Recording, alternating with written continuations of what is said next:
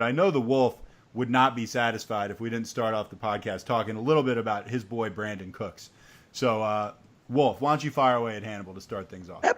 Brandin Cooks has never been that much of my boy. Although I will say we have another one of my boys to discuss a little bit later. Your favorite, Nat. We'll get to him. But Brandin Cooks is the biggest news, obviously, right now because the trade almost seemed to come out of left field, and the more and more we learn, it was actually in the works for a decent amount of time here.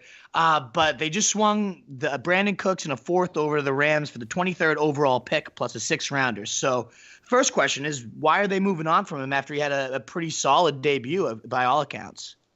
Pretty easy answer. I think you were a little bit right there where it came out of left field, but then we take a step back and look at the big situation, the big picture, situation with Cooks. It's pretty easy to explain. So Belichick does this all the time with guys that are entering the final year of their contract. You just look at Chandler Jones, Jamie Collins. He did the same thing to them. He ships them out of town a year early to get something in return for them, as opposed to waiting for the compensatory pick formula and not getting anything back until 2 years down the line. So I think they looked at Brandin Cooks' contract situation, $8 million. They're not paying another receiver more than, I think, $4 million. So that really didn't add up. And just the fact that they weren't going to re-sign him next offseason, given the free agent contract he's probably going to sign, I think they looked at it as, we'll get something for him now while we can.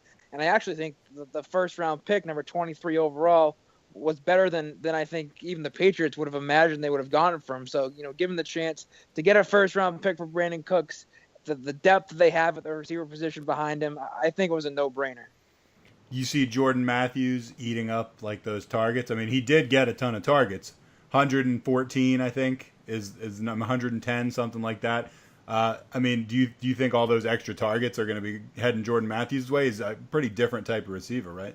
I'm not a big Jordan Matthews guy. If you look at the contract that he got, it's only a 1-year deal. It's nothing's guaranteed. So I wouldn't even say it's 100% lock that Jordan Matthews makes the team. Okay. I will say he has a good shot at it, but just say you go into training camp, you have guys like Malcolm Mitchell, Kenny Britt, Philip Dorsett.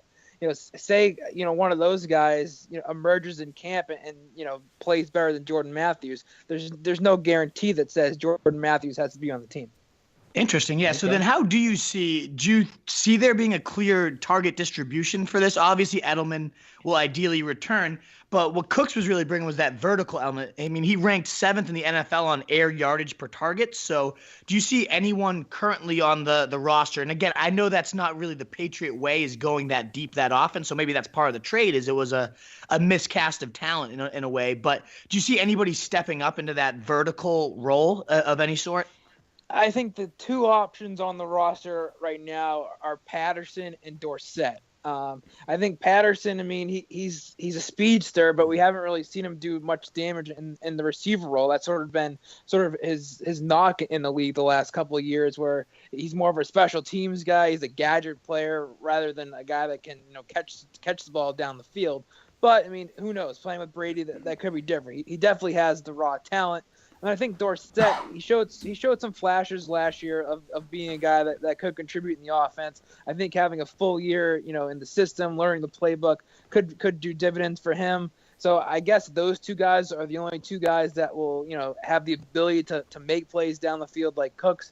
But overall, I think a lot of the targets that Cooks got are going to go to Edelman just because he wasn't there last year. So I think you can even spread it out a little bit more. I think Hogan will get more targets because if he stays healthy, Malcolm Mitchell if he's on the field. So I don't think it goes to one person necessarily, more than just spread out around the entire receiving room.